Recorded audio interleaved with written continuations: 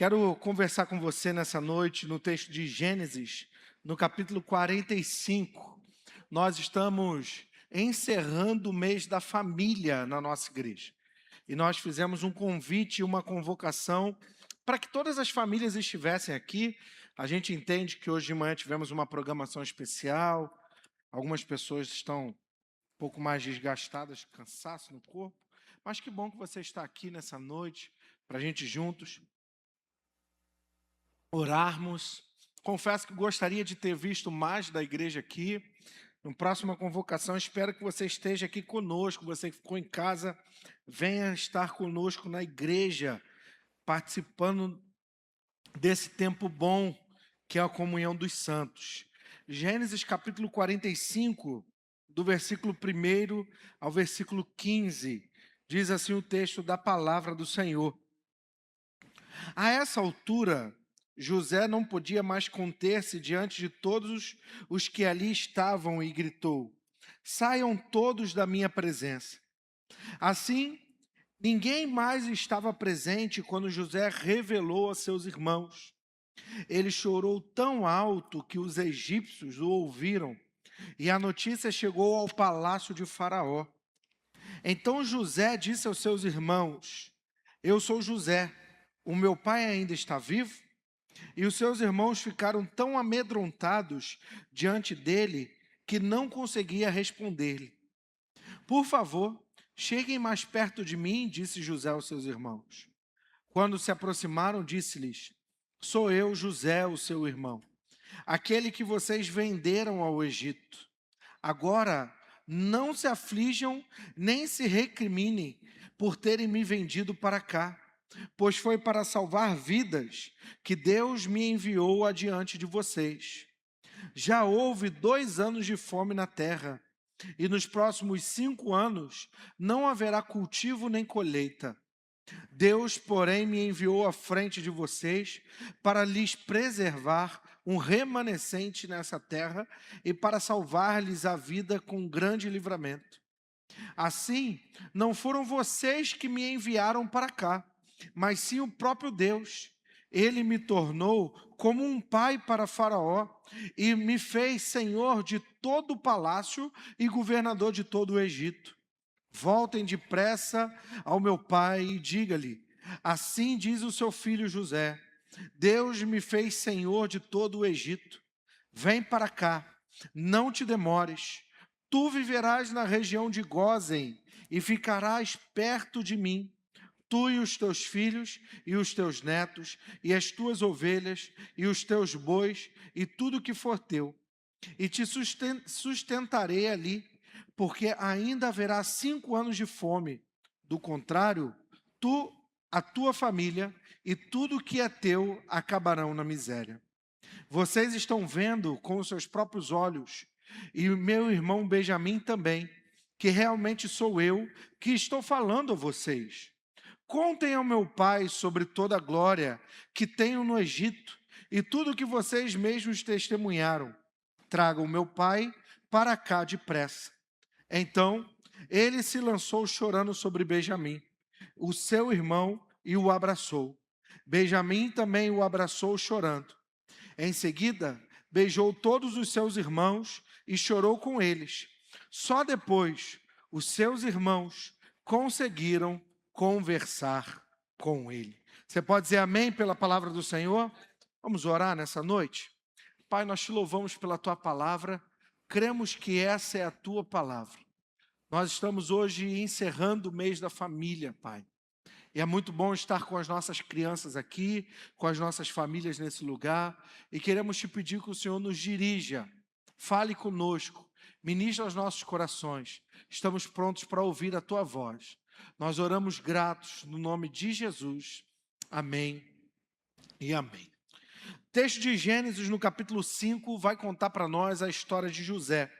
Uma história bastante conhecida, uma história que já foi pregada, mas eu quero falar sobre família com você nessa noite, para a gente encerrar esse mês meditando sobre família.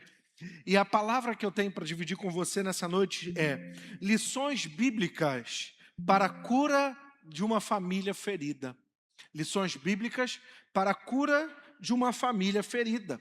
E eu quero dividir com você nessa noite 5 princípios que nós percebemos a partir da história de José, que são importantes para as nossas famílias e para a nossa vida. José, como você bem conhece essa história, ele foi criado junto com seus irmãos e ele teve 2 sonhos. Nos seus sonhos, as figuras do seu pai, da sua mãe, sendo o sol, a lua, e de todos os seus irmãos, as estrelas, se curvavam diante da sua estrela. E no outro sonho, ele era um fecho de palha e todos os outros, representando seu pai, seus irmãos e sua mãe, se curvavam diante dele. Então ele entendeu que Deus tinha uma missão especial na vida dele. E por causa dessa missão especial, disso que Deus tinha destacado para a vida dele, ele foi perseguido, vendido como escravo, sofreu muito na história da sua vida, até que todo o propósito que Deus tinha determinado para aquela família começou a se concluir agora no capítulo 44 e 45. José, agora como um vice-senhor, um segundo representante de todo o Egito, ele está cuidando da terra, alimentando as pessoas para que não houvesse fome na terra, de acordo com o propósito de Deus. Até que a família do seu pai vai até ele, procurando comida, mas não o conhecendo. E agora, a partir de José, no seu relacionamento com seus irmãos e com seu pai, que eu quero tirar 5 lições para famílias que passaram um processo de dor, ou para famílias que têm desencontros e que precisam aprender a partir das Escrituras. A primeira coisa que eu quero aprender com você a partir da família de José é que as famílias precisam enfrentar conflitos. Toda família precisa aprender a enfrentar conflitos. E a gente tem por costume, por mania, gostar de jogar as coisas para debaixo do tapete, é ou não é verdade? Sempre que a gente puder colocar alguma coisa escondida atrás de um armário, alguma sujeirinha embaixo do tapete, deixar passar, fazer numa outra oportunidade, a gente está deixando. Só que nós vemos e aprendemos nessa noite, a partir da família de José, que uma família que cura feridas, uma família saudável, é uma família que aprende a enfrentar seus conflitos. José, ele diz aos seus irmãos, do versículo 3, primeiro versículo 3, eu sou José, o seu irmão. José, quando ele se descortina para os seus irmãos, José, quando ele se mostra para quem ele é para os seus irmãos, ele está enfrentando um conflito que foi a venda da sua vida como escravo. E também para os seus irmãos, ele possivelmente já tinha morrido há muito tempo. Mas José, ele não maqueia aquela situação. José, ele não esconde aquela situação. Ele não fala, bem, agora que eu sou príncipe no Egito, eu vou tratar meus irmãos com diferença, não vou deixar que eles me descubram, vai que dá um problema maior, né? Vai que eles não me entendem, ou eu não entendo eles, a gente começa a discutir aqui, ter um desentendimento maior, a coisa só piora, então eu não vou enfrentar esse conflito, eu vou fingir que eu sou um egípcio qualquer. Não, José, ele se descortina, ele mostra quem ele é, e às vezes, olha aqui para mim, às vezes enfrentar conflitos é estar vulnerável. Às vezes, enfrentar conflitos é estar vulnerável, é permitir que a sua vulnerabilidade venha para fora. Porque quando falamos dos conflitos da família, irmãos, tocamos em assuntos difíceis, tocamos em situações delicadas. É ou não é verdade? Quando um casamento está estremecido ou uma situação está acontecendo, a gente não gosta de falar muito daquilo. Ou quando algo está acontecendo dentro da nossa casa com um filho, a gente quer fingir que nada está acontecendo. Provérbios, capítulo 18, versículo 19, diz assim o texto da palavra do Senhor: o irmão ofendido resiste mais que uma fortaleza, e as contendas são ferrolhos de um castelo. Olha só que interessante. O irmão ofendido resiste mais que uma fortaleza. Você já viu quando o clima está pesado dentro de casa? As pessoas parecem que não se falam, As pessoas parecem que não se veem, não se olham uma nas outras. Já reparou? Vai trabalhar os dois de manhã, sai, acorda cedo, vai trabalhar. Quando volta, tem que sentar na mesma mesa, tem que comer na mesma cozinha, na mesma sala, tem que dialogar sobre as contas da casa, sobre a arrumação, sobre como vai ser a agenda da semana, sobre os afazeres, mas parece que um não quer olhar para o outro. E isso, irmãos, só aumenta o ressentimento dentro do lar. Não adianta nós pensarmos que nós vamos resolver os nossos problemas familiares sem enfrentar conflitos.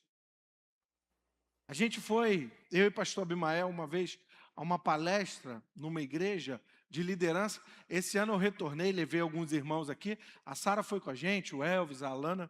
E um dos tópicos lá que a gente aprendeu sobre liderança é o seguinte: todo líder precisa aprender a ter conversas difíceis. Todo líder precisa aprender a ter conversas difíceis. Por quê?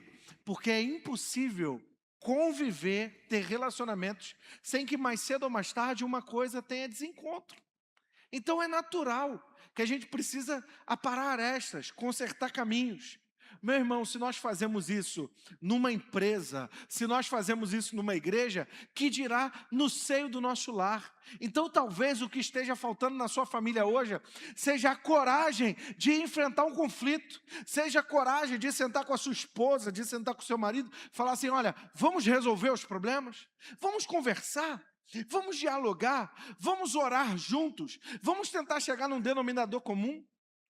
Quantas famílias têm problemas, ou quantos casamentos se dissolvem por causa das questões financeiras? E nós não temos a coragem de sentar e fazer um planejamento familiar. A família sentar lá e falar: olha, quanto a gente pode gastar, quanto não pode gastar. Essa semana eu vi uma postagem na internet, pastor Abimael, de uma irmã abençoada, que falou: meu marido me sustenta. Quem viu esse post na internet aí? Eu vi um post aí na internet essa semana de uma irmã que falou assim: o meu marido me sustenta. E ele é tão bom marido que ele entrega o dinheiro todo na minha mão para eu administrar. Hashtag Irmã Glauce, postou na internet. Cadê a Irmã Glauce? Ela deve... Entrega o dinheiro todo na mão da Glauce, né? Isso que é um homem ajuizado, não é verdade? Tá igual, Rodrigo? Senta lá junto, né?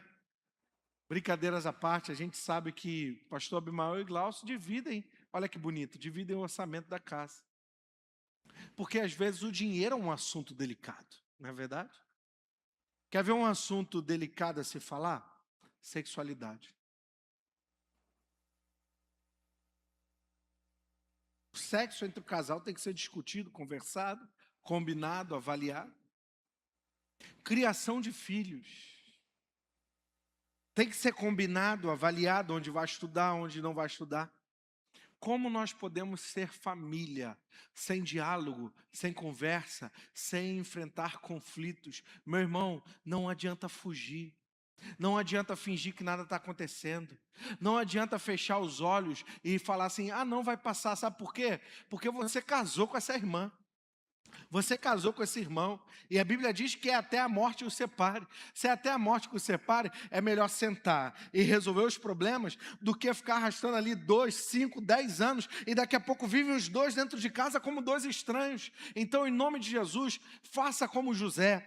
Torne-se vulnerável, mostre quem você é, tenha coragem de dialogar, de colocar reclamações, de colocar discordância, de colocar tudo o que você precisa, e Deus vai abençoar a sua família. Você pode dizer amém por isso? Meus irmãos, família perfeita só existe na propaganda da margarina, meu irmão. Não é verdade? Senta ali, está todo mundo comendo aquela torrada quentinha, não é verdade? Bem estilo filme americano, tem geleia, não é verdade? O que mais tem nessas mesas? Tem um monte de coisa, não é verdade? O que mais tem na mesa? Aquele suquinho, a irmã acordou 5 horas da manhã para fazer o suco, e propaganda da margarina, não é verdade? Geleia do quê? Geleia de damasco, caramba, lá em casa só tem geleia de macotó mesmo. E é boa, não é verdade, irmão? E agora eu tô comendo zero, que não sei porquê, mas é melhor comer zero. Não é verdade? Irmão, deixa eu te falar uma coisa aqui. As únicas famílias que são perfeitas são aquelas famílias da aparência. Todas as famílias têm defeitos. Todas as famílias têm limitação. E um jeito de amar a sua família é não evitar conflitos, mas é conversar, dialogar e resolver problemas. Você pode dizer amém por isso? Graças a Deus. Segundo princípio que nós aprendemos a partir do relacionamento de José com os seus irmãos. Famílias, eu peço sua atenção nessa noite. Famílias precisam enxergar além das diferenças. Famílias precisam se enxergar para além das diferenças. Do versículo 4 ao versículo 5, José vai falar assim, ó: Deus me enviou adiante de vocês. O José, ele sabia que ele era diferente dos seus irmãos. Na verdade, nenhum daqueles irmãos, dos 12, contando com José, eram iguais, irmãos. E a verdade é, na mesma família, as pessoas não são iguais. Quem é mãe aqui sabe perfeitamente o que eu vou falar agora, melhor do que qualquer outro pai. Nasce mais de um filho do mesmo ventre, e um é diferente do outro, não é verdade? Um tem um costume, uma mania, podem se parecer em muitas coisas, mas um tem um costume, o outro tem a mania, um gosta de música alta, outro gosta de música baixa, não é verdade? Um gosta de futebol, o outro gosta de basquete. Às vezes, com a mesma criação, saindo do mesmo ventre, um é tão diferente do outro. Sabe por quê, meus irmãos? Porque Deus nos fez diferentes. E isso é muito bom. Família é um ambiente onde nós nos amamos, nos respeitamos, nos parecemos, mas também vemos as profundezas das nossas diferenças. A família de José, os irmãos, ficaram com inveja por causa da diferença dele. Porque Deus tinha marcado José para um propósito, e esse propósito incomodava o Simeão, incomodava o Judá, todos os outros irmãos. Então Deus está falando conosco aqui nessa noite. Toda família tem diferenças. Aprenda a viver com essas diferenças, irmãos. Aprenda a conviver num ambiente onde tudo não está do jeito que eu quero. E aí é desafiador, não é verdade? É ou não é desafiador? Eu estou falando alguma loucura aqui, irmãos? Porque a gente gosta da comida do nosso jeito. A gente gosta do café do nosso jeito. A gente gosta de todas as arrumações da casa do nosso jeito. Eu contei também um testemunho aqui semana passada, Natália. Meu testemunho é que toda vez que eu arrumo a casa, a Ellen vira para mim e diz assim: poxa, que bom que você arrumou, mas arrumou do teu jeito, né? É o dom que eu tenho de arrumar a casa. E eu parei, pastor Bimael, de usar o ventilador para lavar o banheiro. Não faço mais esse erro, não cometo mais esse erro. Parei de lavar o banheiro. Tô brincando.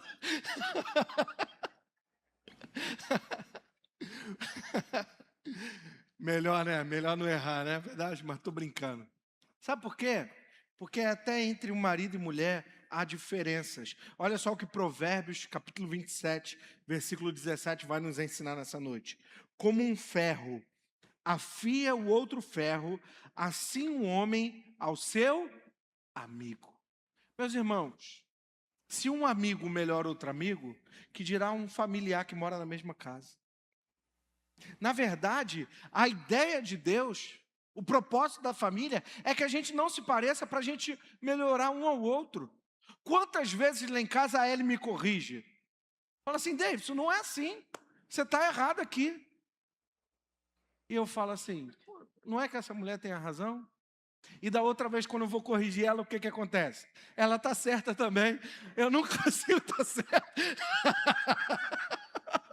Ainda bem que ela saiu, eu posso falar à vontade.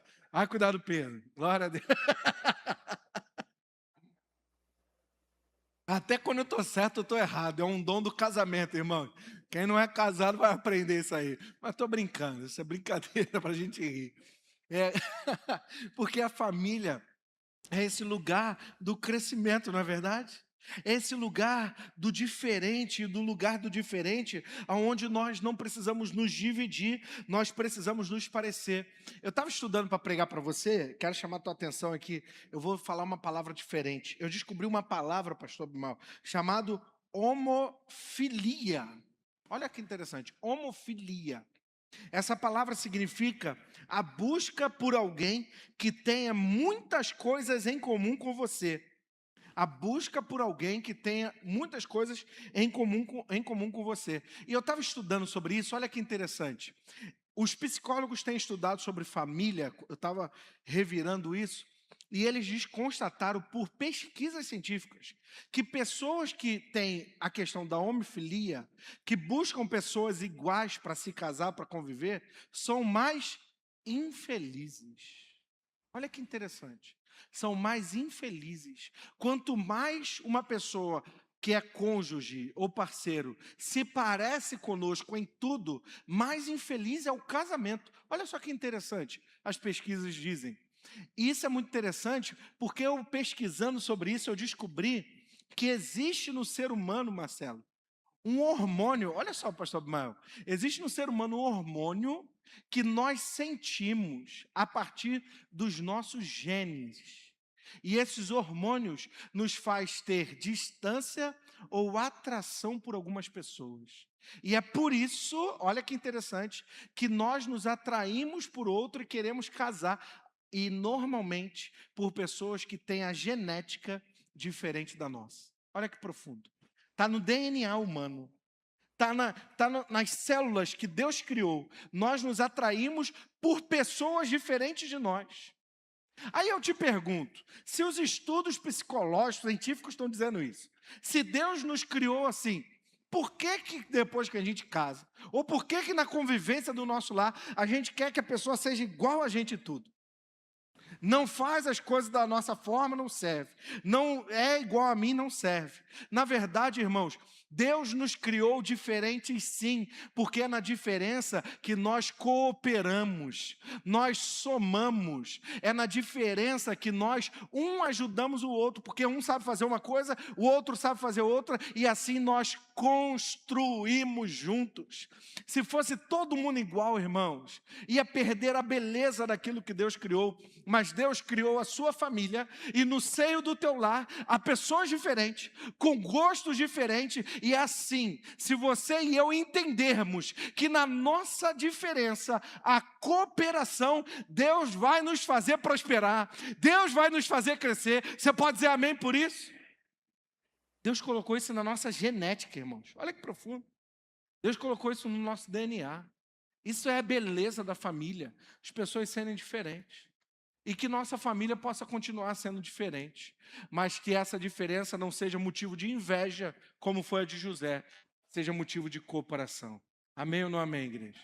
A única diferença lá em casa é que não pode torcer para outro time, além do Fluminense. Não entendi vocês, mas está tudo bem. Terceiro ponto, irmãos. Eu peço a sua atenção aqui.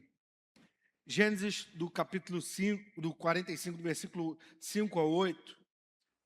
José vai nos ensinar um terceiro ponto sobre famílias aqui. Famílias precisam vencer a negatividade.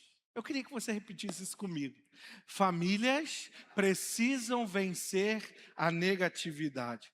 Ó vida, ó céus, ó cansaço, amanhã é segunda. Ai, aquele emprego. Uma vez, eu tinha uns 18 anos, pastor Bimal. Eu trabalhava num escritório e só tinha jovem assim de 18, 19 anos. Fábio, essa é muito boa.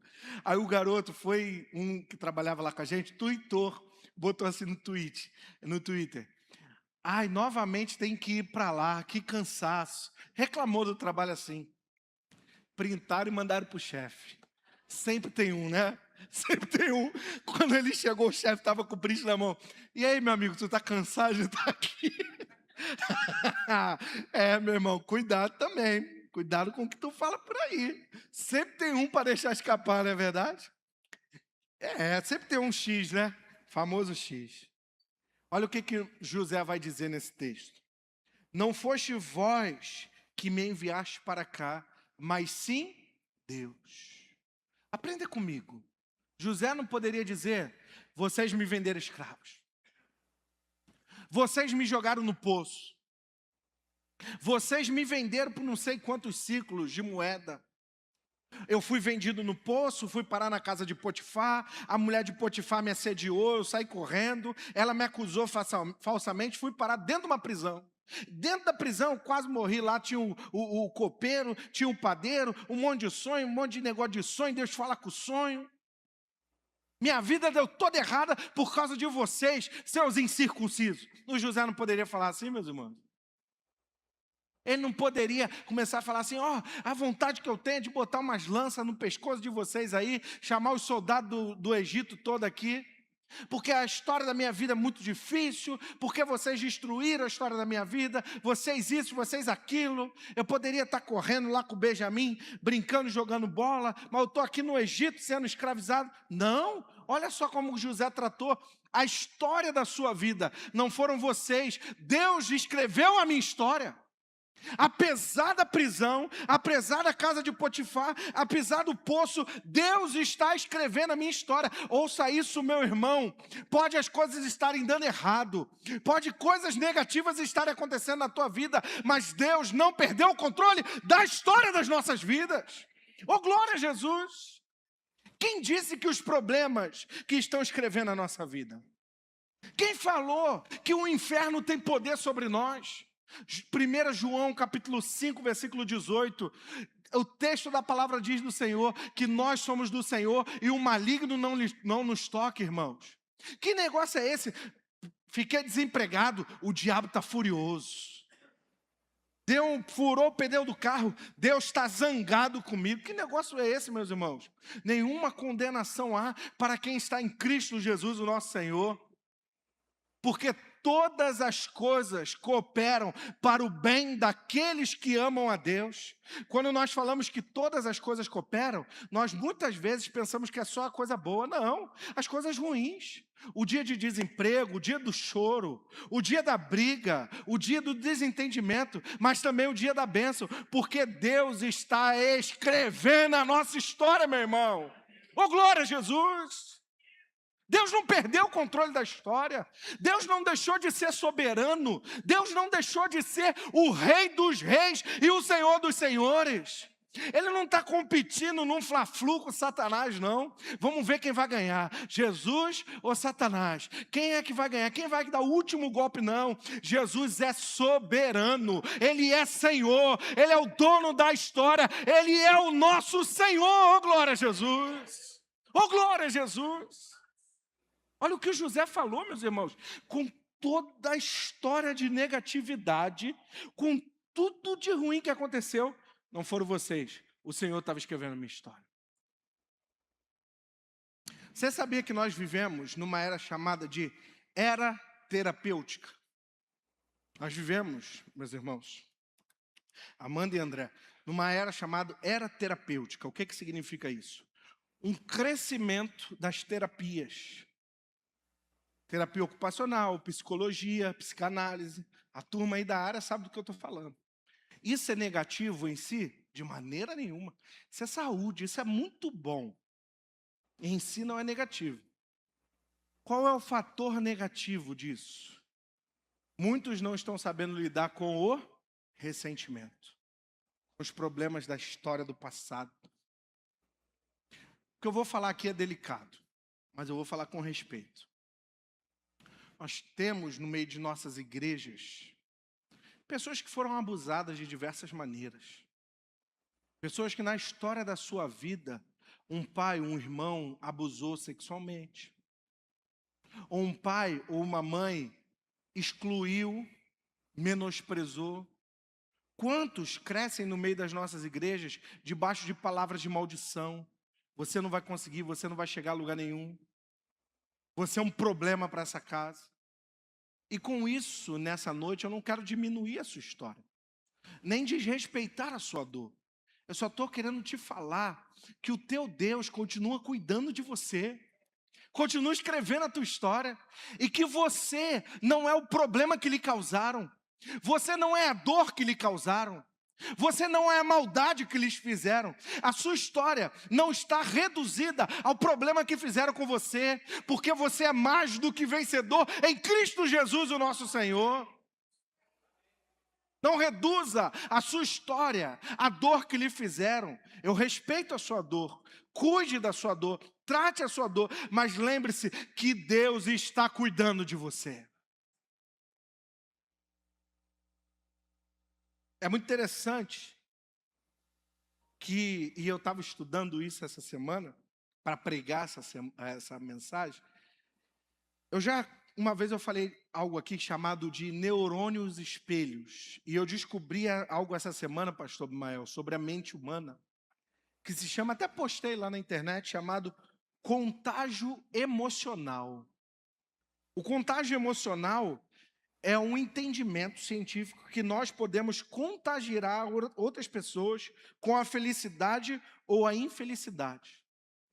Os médicos, cientistas, psicólogos, cientistas dizem que existe, preste atenção em mim aqui, por gentileza, um vírus emocional que fazem as crianças ficarem na escola o dia todo, felizes, mas quando chegam em casa começam a chorar com seus pais. Por quê? Olha só que interessante, preste atenção nisso. A criança está na escola o dia todo brincando, na creche. Chega em casa, ela começa a chorar. Aí os pais começam a pensar, poxa, comigo ela chora? Não, é porque ali, no colo do pai ou da mãe, ela encontrou o lugar seguro para dizer quem ela é ou para colocar para fora suas emoções. Isso se chama contágio emocional. É no lugar de confiança, no ambiente de segurança, nós somos quem realmente somos, colocamos nossas emoções para fora, e aí aqui tem um segredo do contágio emocional. E contagiamos o ambiente a partir das nossas emoções. Você já viu aquela pessoa negativa, que tudo é problema para ela? Irmão, você está no ambiente, está tudo bem, está falando do jogo do Brasil, do Ancelotti, chega uma pessoa, e o Lula? Aí começa. Meu Deus do céu, sangue de Jesus tem poder. E o pastor Abimael?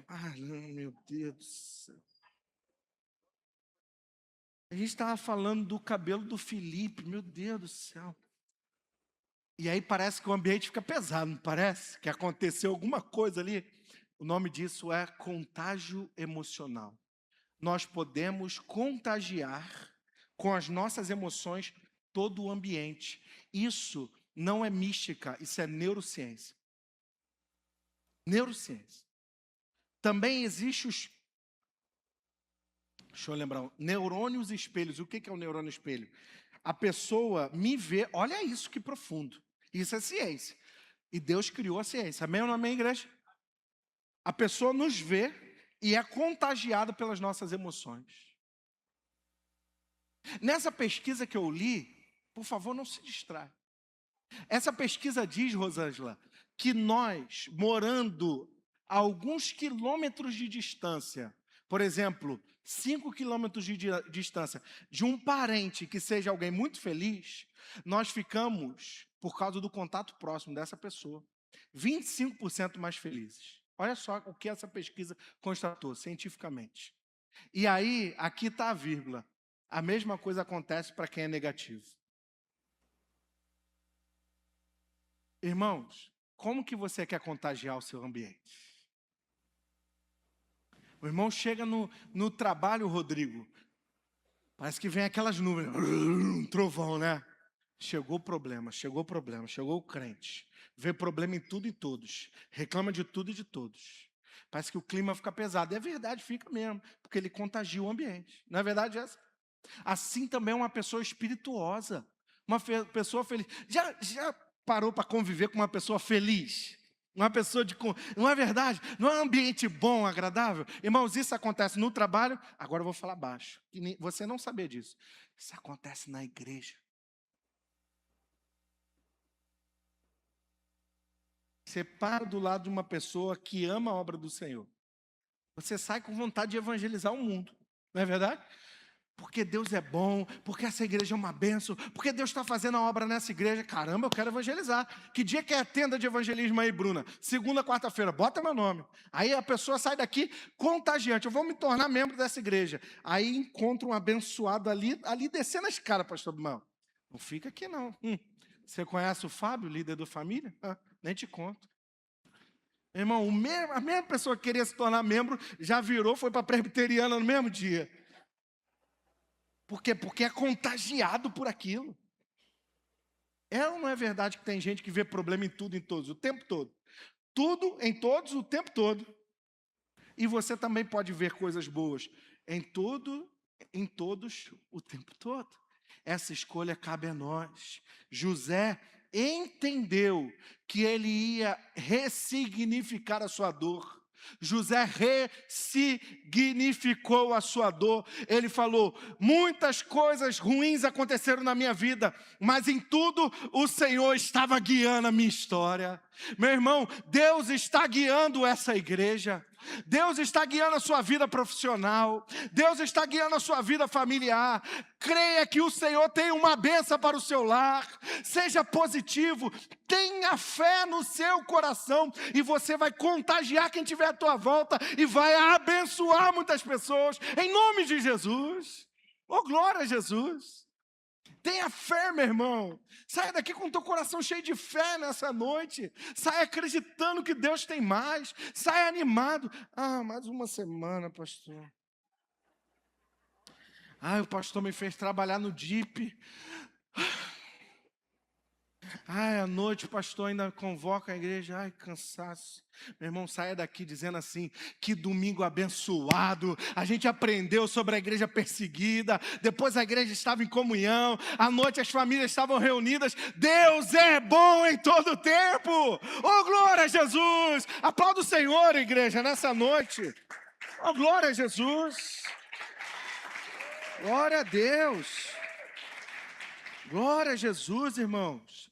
Seja contagiado por fé, por alegria, que é fruto do Espírito, não é verdade? A alegria é fruto do Espírito, meu irmão. Oh, glória a Jesus. O Espírito Santo, Espírito Santo. Espírito Santo, quer que tu fale baixo? Irmão, silêncio é no cemitério. Na igreja é aleluia, glória a Deus. Oh, meu Deus do céu. Amém, igreja? Graças a Deus. Daqui a pouco vem Copa do Mundo. Aí que vocês ficam alegres mesmo, não é verdade? Não tem nada a ver com a pregação. Vamos voltar para a pregação. Ponto 4, capítulo 45 do versículo... Meu Deus, a hora foi embora. Do versículo 9 ao versículo 11, ponto 4, ensinamento. Famílias precisam praticar o perdão.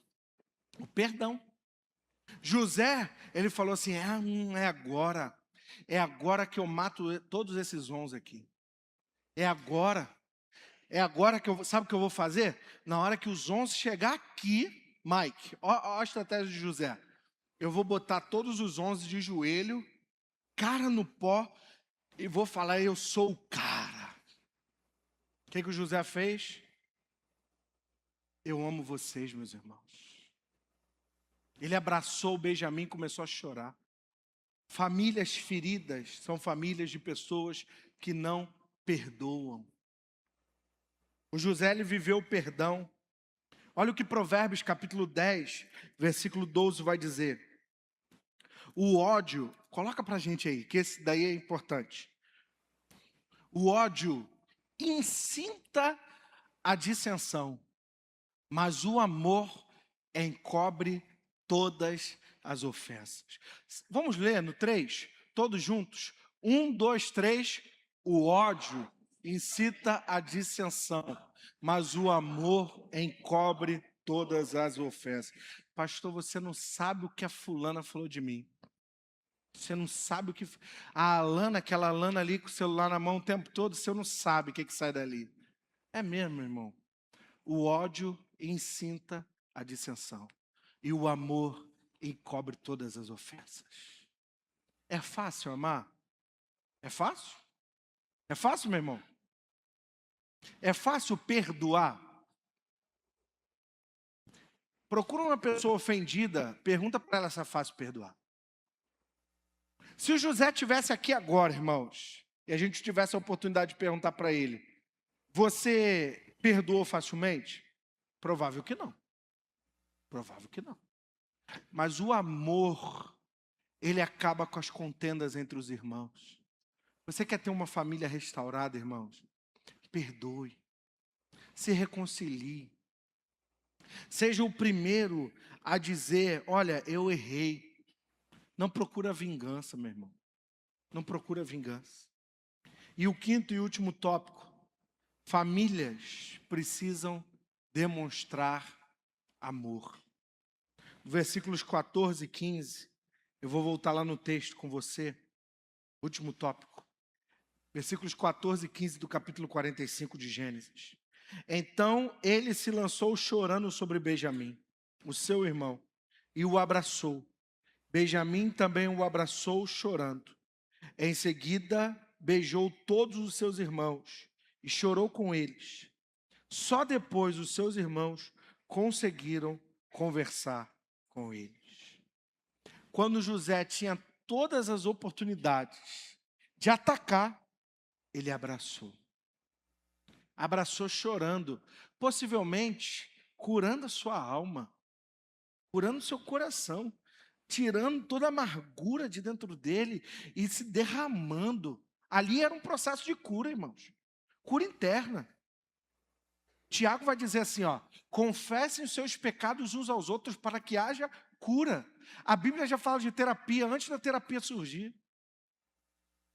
Coloca para fora, fala, se comunica, seja transparente e vai haver cura no seu coração. Tenha coragem de ser vulnerável, tenha coragem de amar. Tenha coragem de amar. Orlando, a gente vive numa geração tão dura, meu irmão, que amar se tornou vergonha. Por que o pai não pode dar um beijo no seu filho? O filho não pode dar um abraço e uma carícia no pai e na mãe? Onde foi que nós nos tornamos tão distantes uns dos outros? Tão secos, tão ressentidos dentro do nosso lar? Chegue hoje à noite em casa, dê um beijo e um abraço em quem mora com você lá na sua casa hoje. Se você não tiver a oportunidade, mande uma mensagem falando que ama. Eu amo você, você é importante para mim. Demonstre amor, irmãos. Lembra de Gálatas capítulo 6, versículo 6? De Deus não se zomba. Tudo que o homem plantar, isso também colherá. Plante amor, plante reconciliação, plante o bem e você vai receber isso de volta. Oh, glória a Jesus. Abrace, beije, dê um cheiro. Esses dias o Pedro, irmãos, criança é espelho, não é verdade? Quem tem filho pequeno já teve, sabe o que eu estou falando. Criança é espelho. Esses dias o Pedro fez isso aqui comigo, irmãos. Ele pegou o meu rosto aqui assim, ó, e veio me beijar. Quem é que faz isso comigo? Ah, ele. Aí na hora eu virei o rosto e ensinei para ele, ó, aqui não, neném aqui. E ele ficou me beijando a tarde toda no lado aqui. O dia do beijo para o Pedro. Eu e a Ellie, a tarde ele via. Aí ele só faz assim com a boca, a boca aberta. Aí batia aqui assim, que para ele era o beijinho que ele estava dando. Por quê? Porque ele está aprendendo a demonstrar amor. Vamos fazer uma suposição aqui. Se eu e a Ellie fôssemos agressivos ou agressores um com o outro, o que o Pedro iria ver dentro de casa? Sabe por quê? Porque isso não é mística não, irmãos. Isso é Bíblia e é ciência. Nós recebemos de volta aquilo que nós damos. Se você der amor, as pessoas vão te amar de volta. Ame a sua família. Perdoe a sua família. Esse é o ano, André, me ajuda aqui a terminar essa pregação. Esse é o ano da renovação. E talvez a renovação que você esteja precisando, meu irmão, seja a renovação da sua família. Seja a renovação da sua casa. Mas olha aqui para mim. Talvez essa renovação passe por você. Talvez essa renovação passe pelo seu comportamento com as pessoas dentro do seu lar. Talvez você precise perdoar o seu pai ou a sua mãe. Talvez você precise perdoar o seu cônjuge.